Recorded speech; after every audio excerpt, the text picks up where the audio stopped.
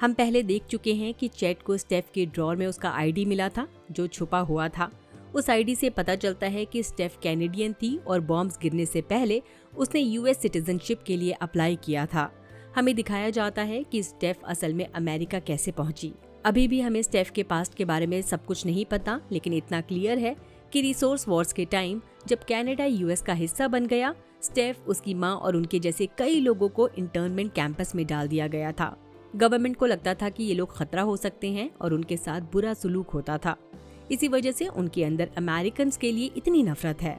हम देखते हैं कि स्टेफ, उसकी माँ और कुछ लोग कैंप से भागने की कोशिश करते हैं, लेकिन स्टेफ की माँ बच नहीं पाती। मरने से पहले वो स्टेफ से कहती है कि कैथोलिक होना छोड़ दो और किसी भी तरह बॉर्डर क्रॉस करो। वो ये भी बोलती हैं कि अगर जिंदा रहने के लिए लोगों को नुकसान पहुंचाना पड़े तो भी कोई बात नहीं, गॉड तुम्हें जज नहीं करेगा। ये बात काफी हद तक एक्सप्लेन करती है कि स्टेफ में साइकोपैथिक टेंडेंसीज क्यों हैं। वो बस अपनी माँ की आखिरी विश फॉलो कर रही है, जो भी रास्ते में आए उसे मार दो। बॉर्डर क्रॉस करने और काफी लोगों को मारने के बाद स्टेफ वेगस पहुंचती है, जहां वो एक होटल में काम करना शुरू करती है। वहीं उसकी मुलाकात कूपर हावर्ड से होती है, जो उसे हैंक मैकलेन से मिलवाता है। इंट्रो थोड़ा अजीब था, पर ओवरऑल सीन समझ में आता है। मेरा मानना है कि इसके बाद स्टेफ ने अपना चार्म और दिमाग यूज करके वॉल्टेक के अंदर एंट्री ले ली होगी और धीरे धीरे मैनेजमेंट का इम्पोर्टेंट हिस्सा बन गई। इसी वजह से उसे क्रायोपॉड मिला ताकि वो दुनिया के खत्म होने के 200 साल बाद उठे और सिविलाइजेशन को दोबारा रीबिल्ड करे। लेकिन असली सवाल ये है कि स्टेफ को हैंक या बड अस्किन के वेस्टलैंड वाले मास्टर प्लान के बारे में कितना पता है, और सबसे इम्पोर्टेंट, क्या उसे पता है कि वॉल 33 का वाटर चिप गलती से फेल नहीं हुआ बल्कि जानबूझकर फेल किया गया था। हमने पिछले एपिसोड में देखा था कि एक वॉल्टेक इंजीनियर ने बार्ब को बताया कि उन्हें पहले से पता होता है कौन से वाटर चिप्स फॉल्टी हैं। वो डिसाइड कर सकते हैं कि कौन सा वॉल्ट फ्यूचर में पानी के बिना रहेगा। तो हो सकता है कि स्टेफ जानबूझकर बेटी की रिक्वेस्ट इग्नोर कर रही हो, क्योंकि उसे पहले से पता हो कि वॉल 33 के लोगों का एंड क्या होने वाला है। और इसी के साथ एक और बड़ा सवाल उठता है, क्या हैंक को हमेशा से पता था कि वॉल 32 में जो लोग पहले रह रहे थे उनके साथ क्या हुआ? क्या वो भी फॉल्टी वाटर चिप की वजह से मारे गए? वहीं चैट को सिंक में वुडी का चश्मा मिलता है। चैट को स्टेफ पर शक होने लगता है कि कहीं उसने तो वुडी को हर्ट नहीं किया, क्योंकि वो बहुत ज्यादा सवाल पूछ रहा था और उन मामलों में नाक घुसा रहा था जो उससे रिलेटेड नहीं थे। चैट फौरन स्टेफ से वुडी के बारे में पूछता है। वो बोलती है कि वुडी को लीडरशिप एक्सचेंज प्रोग्राम के लिए वॉल 31 भेज दिया गया है, लेकिन प्रॉब्लम यह है कि वॉल 31 बिल्कुल खाली है। सिर्फ कुछ ओपन क्रायोपॉड्स हैं और एक बकेट के पास बड एस्किन की डेड बॉडी पड़ी है। यानी हो सकता है स्टेफ झूठ नहीं बोल रही हो, उसने वुडी को इंजेक्शन देकर वॉल 31 में लॉक कर दिया हो ताकि वो धीरे धीरे भूख से मर जाए। असल में हमें वुडी की लाश नहीं दिखाई गई और उसके चश्मे पर खून का एक भी निशान नहीं था, इसलिए चांसेस हैं कि वुडी अभी भी जिंदा हो। और क्योंकि चैट उसका दोस्त है, पॉसिबल है कि वो कोई तरीका निकाल के वुडी को बचा ले और उसे वापस वॉल 32 ले आए। हम देखते हैं कि बेटी ने स्टेफ को हैंक का कीपसेक बॉक्स दे दिया है। उसके अंदर क्या है स्टेफ को शायद पता है, क्योंकि उसे वॉल्टेक के प्लान के बारे में मैनेजमेंट के बाकी लोगों से ज्यादा नॉलेज है। अब सवाल ये है कि हैंक अपने मिस्ट्री बॉक्स में वॉल्ट के अंदर आखिर लाया क्या था? जो भी चीज है, शायद स्टेफ को इस मेस से बाहर निकालने में हेल्प करे। जब चैट और स्टेफ की शादी हो रही होती है तो वो वॉल 32 के सभी लोगों के सामने उसे एक्सपोज कर देता है। स्टेफ के पास एक ही ऑप्शन बचता है, अपने ऑफिस में खुद को लॉक कर लेना। स्ट्रॉन्ग चांसेस हैं कि हैंक का कीपसेक बॉक्स वहीं रखा हुआ है, बट फिर भी स्टेफ यहाँ से भाग नहीं सकती। मुझे नहीं लगता स्टेफ का एंड यहाँ होगा। वो स्मार्ट है, मैनिपुलेटिव है और किसी न किसी तरीके से रास्ता निकाल ही लेगी। उधर नॉम का आर्क काफी खतरनाक डायरेक्शन में जा रहा है। उसने वॉल्टेक टावर से लूसी और अपने डैड को रेडियो पर कांटेक्ट करने की कोशिश की। उसने बार्ब के कंप्यूटर को एक्सेस करके फ्यूचर इंटरप्राइज वेंचर के बारे में इन्फो निकालने की कोशिश की, और इसी प्रोसेस में उसे FEV का पता चला, जो शायद सीक्रेट ऑर्गेनाइजेशन इनक्लेव ने डेवलप किया था। नॉम ने हैंक को मैसेज भेजकर पूछा कि क्या वो जानता है कि वॉल्ट के लोगों के साथ क्या होने वाला है। इसका मतलब या तो फॉल्टी वाटर चिप का डिजास्टर हो सकता है, या फिर हैंक के कीपसेक बॉक्स में मौजूद कोई FEV हो जो वॉल 33 के लोगों को म्यूटेंट्स में बदल दे। हैंक का पहले से लोगों पर एक्सपेरिमेंट करना इस थियरी को और ज्यादा बिलीवेबल बना देता है, और ये याद रखना जरूरी है कि ये वही इंसान है जिसने शेडी सैंड को एशेस में बदल दिया था। वहीं अगर मैक्सिमस और थेडिस की बात करें, ये कूपर के साथ आगे का सफर शुरू करते हैं। यहाँ NCR यानी न्यू कैलिफोर्निया रिपब्लिक के पावर आर्मर को इंट्रोड्यूस कराया जाता है, क्योंकि अब हमें एक ऐसा बंदा मिल गया है जो सच में इस आर्मर को पहनने के लायक है। मैक्सिमस एक अच्छा इंसान है, लेकिन उससे भी ज्यादा इम्पोर्टेंट बात यह है कि उसके डैड ने उससे जो बातें कही थी, मैक्सिमस को आज भी वो बातें याद है। वो अपने पेरेंट्स को प्राउड फील कराने की कोशिश कर रहा है। शेडी सैंड्स भले ही तबाह हो चुका हो, लेकिन मैक्सिमस उसे अभी भी अपने दिल में जिंदा रखे हुए है। और अब जब वो ब्रदरहुड ऑफ स्टील को पहले ही छोड़ चुका है, तो ये बेस्ट मोमेंट है कि वो किसी ऐसे कॉज का हिस्सा बने जिसमें वो ट्रूली बिलीव करता हो। कूपर ने शायद उससे बोला कि ये आर्मर फ्री साइड के लोगों के लिए उम्मीद बनकर आया है, लेकिन सच तो ये है कि असल में उम्मीद आर्मर नहीं, बल्कि उसके अंदर का जज्बा है। यानी NCR वापस खड़ी हो रही है, और इस बार तो लिटरली अपने पैरों पर। मैक्सिमस कूपर से कहता है कि वो कोल्ड फ्यूजन लूसी को दे देगा, क्योंकि वो ही इतनी बड़ी पावर की हकदार है। वो इस पावर का यूज करके दुनिया को बचा सकती है। कूपर अच्छे से जानता है कि इस कोल्ड फ्यूजन का सही इस्तेमाल कौन कर सकता है, इसीलिए उसने मैक्सिमस को एक ऐसा ऑफर दिया जिसे वो मना ही नहीं कर पाया। कूपर ने उससे कहा कि अगर उसे लूसी को बचाना है, तो उससे पहले उसे ये कोल्ड फ्यूजन एक बहुत ही बुरे इंसान को देना पड़ेगा, क्योंकि सिर्फ वही लोग दुनिया को सच में बचा सकते हैं। और यहाँ कूपर लूसी या खुद की बात नहीं कर रहा था, वो बात कर रहा था रॉबर्ट हाउस की, आदमी, मिथ, जीनियस, जिसके हाथ में ये कोल्ड फ्यूजन शुरू से ही जाना चाहिए था, लेकिन कूपर ने ही उसके प्लान को बिगाड़ दिया था। इसलिए कोल्ड फ्यूजन को हाउस तक पहुंचाना कूपर के लिए अपनी पुरानी गलतियों का प्रायश्चित है। अब वापस मैक्सिमस पर आते हैं। वो हीरो बनने का डिसीजन लेता है और डेथ क्लॉज के डेडली ग्रुप का सामना करता है। फाइट के दौरान एक डेथ क्लॉ उसे इतनी जोर से हिट करता है कि वो उस बैरिकेड से टकरा जाता है जो फ्री साइड के लोगों को इन मॉन्स्टर से प्रोटेक्ट कर रहा था।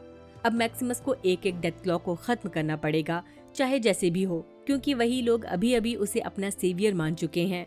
अब हमें पास्ट दिखाया जाता है। डियाना, जो डिस्ट्रिक्ट ऑफ ग्लेंडेल की कांग्रेस वुमेन थी, हमेशा खुद को एक बेचारी सी वेल इंटेंशन लीडर के रूप में दिखाती है। वो बोलती थी कि वो कॉर्पोरेट इन्फ्लुएंस खत्म करना चाहती है, ताकि अमेरिका कॉमन लोगों की आवाज फॉलो करे। कूपर उसकी बातों में आ जाता है और इसी भरोसे में आकर वो कोल्ड फ्यूजन के बारे में सब कुछ बता देता है। यहीं से सब क्लियर हो जाता है। जैसे ही डियाना कोल्ड फ्यूजन का नाम सुनती है, उसका एटीट्यूड फौरन चेंज हो जाता है। अचानक वो पोर्टस की क्लोज फ्रेंड बन जाती है। कूपर डियाना से कहता है कि उसकी प्रेसिडेंट से मीटिंग फिक्स करवा दे, ताकि वो कोल्ड फ्यूजन खुद जाकर उसे हैंडओवर करे। कूपर फाइनली प्रेसिडेंट से मिलता है और कोल्ड फ्यूजन उसे दे देता है, ये सोचकर कि वो एक खतरनाक वेपन सेफ हाथों में दे रहा है, लेकिन सैडली वो गलत था। दूसरी तरफ लूसी खुद अपने डैड को लेकर काफी सोच में पड़ जाती है। वो जानती है कि हैंक ने बहुत बुरे काम किए हैं, लेकिन वो अब भी उसका डैड है। लूसी ये भी समझती है कि हैंक सच में राइट चीज करना चाहता था, बस उसके मेथड इनह्यूमन और ब्रूटल थे।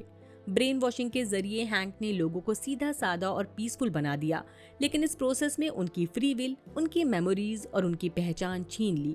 वायलेंट लीजेंडरीज शायद काम हो गए, लेकिन बिफ जैसे ऑनेस्ट लोगों की ब्यूटीफुल मेमोरीज भी खत्म हो गई।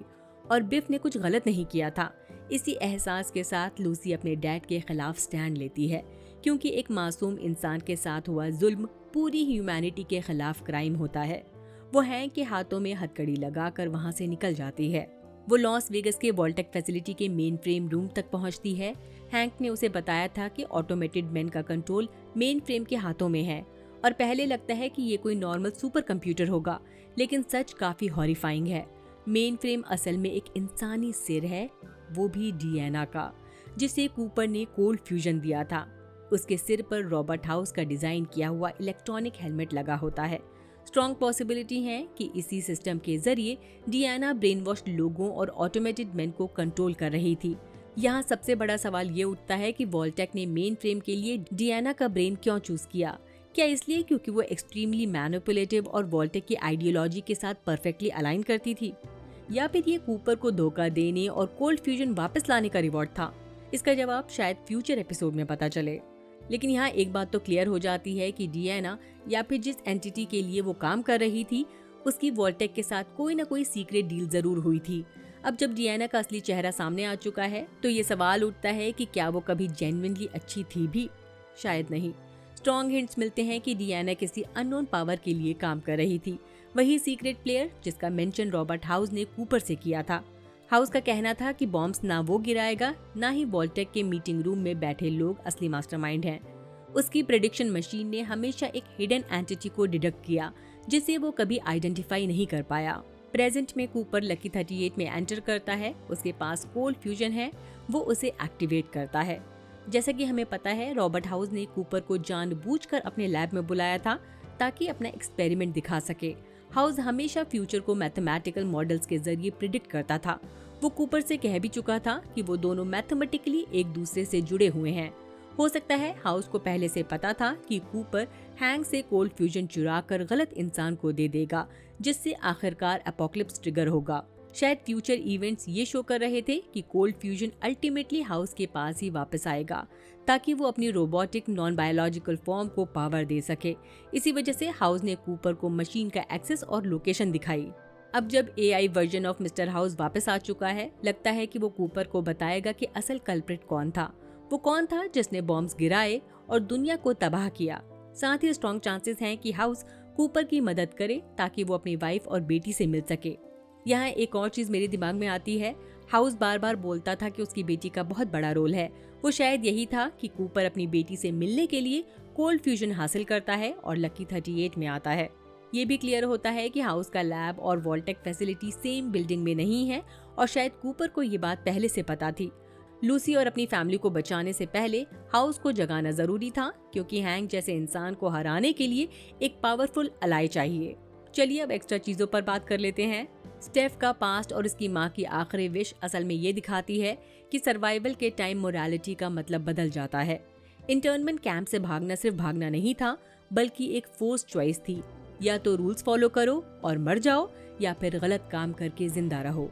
स्टेफ का आर्क ह्यूमैनिटी वर्सेस सर्वाइवल का कॉन्फ्लिक्ट है। नॉर्मल दुनिया में जो चीज गलत लगती है, एपोक्लिप्स जैसे हालातों में वही चीज सर्वाइवल टूल बन जाती है। इसलिए स्टेफ के डिसीजंस कोल्ड और रेथलेस लगते हैं, और जो उसकी साइकोपैथिक टेंडेंसीज दिखाती हैं, वो सिर्फ इविल नेचर नहीं है, वो ट्रॉमा, फियर और बचपन से सीखी हुई कंडीशनिंग का रिजल्ट है। उसकी माँ की लास्ट विश ने उसके दिमाग में ये बात डाल दी कि इमोशन से ज्यादा सर्वाइवल इम्पोर्टेंट है, और उसी बिलीफ ने स्टेफ को वैसा बना दिया जैसी वो आज है। वुडी और चैट का सब प्लॉट एक्चुअली लॉयल्टी और फ्रेंडशिप को हाईलाइट करता है। जब वुडी गायब होता है, चैट का उसे ढूंढने और बचाने का डिसीजन ये दिखाता है कि वॉल्ट जैसे कंट्रोल और मेसअप सिस्टम में भी लोग एक दूसरे के लिए खड़े हो सकते हैं। चैट का उम्मीद न छोड़ना ये दिखाता है कि सिस्टम कितना भी करप्ट हो जाए, ह्यूमन कनेक्शन अभी जिंदा है। यानी जब ऊपर के लोग पावर और कंट्रोल का गेम खेल रहे होते हैं, तब वुडी चैट जैसे लोग याद दिलाते हैं कि दुनिया अभी भी पूरी तरह टूटी नहीं है। अगर हैंक और लूसी की बात करें, तो हैंक का ब्रेन वॉशिंग और ऑटोमेटेड लोगों का कंट्रोल ये दिखाता है, जब पावर के साथ रिजल्ट सबसे इम्पोर्टेंट है वाली सोच आ जाती है, तो इंसान किसी भी हद तक जा सकता है। उसके लिए पीस का मतलब है कंट्रोल, चाहे उसके लिए लोगों की फ्री विल ही क्यों न छीननी पड़े। लूसी का अपने ही डैड के अगेंस्ट खड़ा होना रिबेलियन नहीं, बल्कि मोरालिटी और जस्टिस का स्टैंड है। लूसी प्रूव करती है कि फैमिली का प्यार भी इविल एक्शंस को जस्टिफाई नहीं कर सकता। अगर आप किसी को प्यार करते हैं, तो भी उसके गलत काम को गलत कहना जरूरी है। डियाना का फेक पर्सोना असल में एक मास्क है। उसका वॉल्टेक से कनेक्शन क्लियरली करप्शन और मैनिपुलेशन को दिखाता है। बाहर से वो पीपल फ्रेंडली, प्रोग्रेसिव और केयरिंग दिखती है, लेकिन अंदर से वो सिस्टम का ही हिस्सा है जो लोगों को यूज कर रहा है। यानी पावरफुल लोग अक्सर अपने रियल मोटिव्स को चार्म, स्पीचेस और आइडियोलॉजी के पीछे छुपा देते हैं। लोग उन पर भरोसा कर लेते हैं क्योंकि वो सही बातें बोलते हैं, चाहे उनके एक्शंस बिल्कुल ऑपोजिट क्यों ना हो। यानी एपोक्लिप्स सिर्फ बॉम्ब से नहीं आता, बल्कि उन लोगों से भी आता है जो सबके भले का नारा लगाकर सीक्रेटली अपना एजेंडा आगे बढ़ाते हैं। कोल्ड फ्यूजन शो में सिर्फ एक वेपन या टेक नहीं है, ये नॉलेज, पावर और रिस्पॉन्सिबिलिटी का सिंबल है। जिसके पास ये होगा, उसके हाथ में फ्यूचर को शेप करने की एबिलिटी होगी, या उसे बर्बाद करने का ऑप्शन भी। मैक्सिमस और कूपर दोनों इस पावर को अलग नजरिए से देखते हैं। मैक्सिमस के लिए कोल्ड फ्यूजन एक मॉरल टेस्ट है। वो सोचता है कि अगर ये गलत हाथों में चली गई तो दुनिया और ज्यादा बिगड़ जाएगी, इसीलिए वो इसे किसी अच्छे इंसान को देना चाहता है। कूपर का अप्रोच ज्यादा प्रैक्टिकल और एक्सपीरियंस बेस्ड है। उसने पहले ही देख लिया है कि पावर का मिसयूज कैसे होता है, इसलिए वो आंख बंद करके भरोसा नहीं करता। यानी पावर होना ज्यादा खतरनाक है या पावर को गलत तरह से यूज करना। टेक्नोलॉजी खुद न अच्छी होती है न बुरी, उसका फ्यूचर उन लोगों की मोरालिटी और फोरसाइट डिसाइड करता है जो उसे कंट्रोल करते हैं। मैक्सिमस का एनसीआर पावर आर्मर सिर्फ एक सूट नहीं है, ये होप, हीरोइज्म और लीडरशिप का सिंबल है। जब मैक्सिमस आर्मर पहनता है तो लोग उसे एक इंडिविजुअल की तरह नहीं बल्कि एक सिंबल की तरह देखते हैं। कोई जो प्रोटेक्ट करेगा, कोई जो स्टैंड लेगा। ये आर्मर सिर्फ फिजिकल प्रोटेक्शन नहीं देता बल्कि साइकोलॉजिकल पावर भी देता है। लोग उस आर्मर के अंदर का इंसान नहीं जानते, फिर भी उन्हें लगता है कि अब कोई आ गया है जो उनके लिए लड़ेगा। आर्मर लोगों को इंस्पायर करता है, लेकिन हीरो वो बनता है जो उस पावर को सही इंटेंशन के साथ यूज करे। लोग आर्मर को फॉलो करते हैं, पर लॉन्ग रन में उन्हें अंदर के इंसान पर ही भरोसा होता है। एक और चीज, दुनिया में एडवांस टेक का मिसयूज इंसान को इंसानियत से दूर कर देता है। लूसी और मैक्सिमस का स्टैंड लेना ये शो करता है कि मोरालिटी और एम्पैथी को बचाना जरूरी है, चाहे दुनिया करप्ट क्यों ना हो। चलिए अब गेम और एपिसोड्स के डिफरेंसेस पर बात कर लेते हैं। गेम्स में मैक्सिमस और लूसी टाइप कैरेक्टर्स और वॉल्टेक का लोर धीरे धीरे अनफोल्ड होता है। प्लेयर खुद टर्मिनल्स पढ़ता है, साइड क्वेस्ट करता है, चॉइसेस लेता है, तब जाकर बैक स्टोरी समझ आती है। यहाँ डिस्कवरी इम्पोर्टेंट है, आप खुद सच ढूंढते हो। यहाँ कैरेक्टर्स ऑलरेडी फुली डिफाइंड हैं, जबकि शो में डायरेक्टली उनका पास्ट, मोटिव्स और साइकोलॉजी दिखाया जाता है। फ्लैशबैक, डायलॉग्स और कन्फ्रंटेशंस के जरिए व्यूअर्स को क्लूज ढूंढने नहीं पड़ते, सब कुछ सामने रखा जाता है। दोनों का गोल सेम है, वॉल्टेक की डार्क रियलिटी दिखाना, बस रास्ता अलग है। गेम्स आपसे पेशेंस मांगते हैं, शो आपको इमोशनल क्लैरिटी देता है। गेम्स में कोई एग्जैक्ट कोल्ड फ्यूजन जैसा सिंगल आइटम नहीं होता, लेकिन सिमिलर हाई वैल्यू टेक या आर्टिफैक्ट्स होते हैं जो क्वेस्ट और फैक्शंस के बीच टेंशन क्रिएट करते हैं। इन चीजों की इंपॉर्टेंस प्लेयर के चॉइसेस पर डिपेंड करती है। चाहो तो इग्नोर करो, चाहो तो पूरी स्टोरी उसके अराउंड बिल्ड कर दो। यहाँ फोकस एक्सप्लोरेशन और एजेंसी पर होता है। शो में कोल्ड फ्यूजन एक सेंट्रल प्लॉट डिवाइस है। ये डायरेक्टली मैक्सिमस, लूसी, कूपर और हैंक के मोटिव्स को पुश करता है और कन्फ्लिक्ट क्रिएट करता है। इस आइटम को इग्नोर करने का ऑप्शन ही नहीं, स्टोरी इसी के इर्द गिर्द घूमती है। गेम में मोरालिटी प्लेयर के हाथ में होती है, आप जो चूज करते हो, किसको बचाना, किसको मारना, किस फैक्शन को सपोर्ट करना, वही डिसाइड करता है एंडिंग अच्छी होगी या बुरी। मॉरल स्केल काफी फ्लेक्सिबल होता है, ग्रे एरिया ज्यादा होते हैं। जबकि शो में कैरेक्टर्स अपने मोरल पाथ पर चल चुके हैं। लूसी हैंक के खिलाफ स्टैंड लेती है, मैक्सिमस हीरोइज्म और प्रोटेक्शन का रोल चूज करता है, Steph trauma driven psychopathy represent करती है, डियाना का बिट्रियल ओपनली एक्सपोज हो जाता है। व्यूअर चॉइसेस नहीं बदल सकता, ये आर्क ऑलरेडी सेट है। इसी के साथ ये एपिसोड यहीं खत्म करते हैं। बाय, अपना ख्याल रखिए।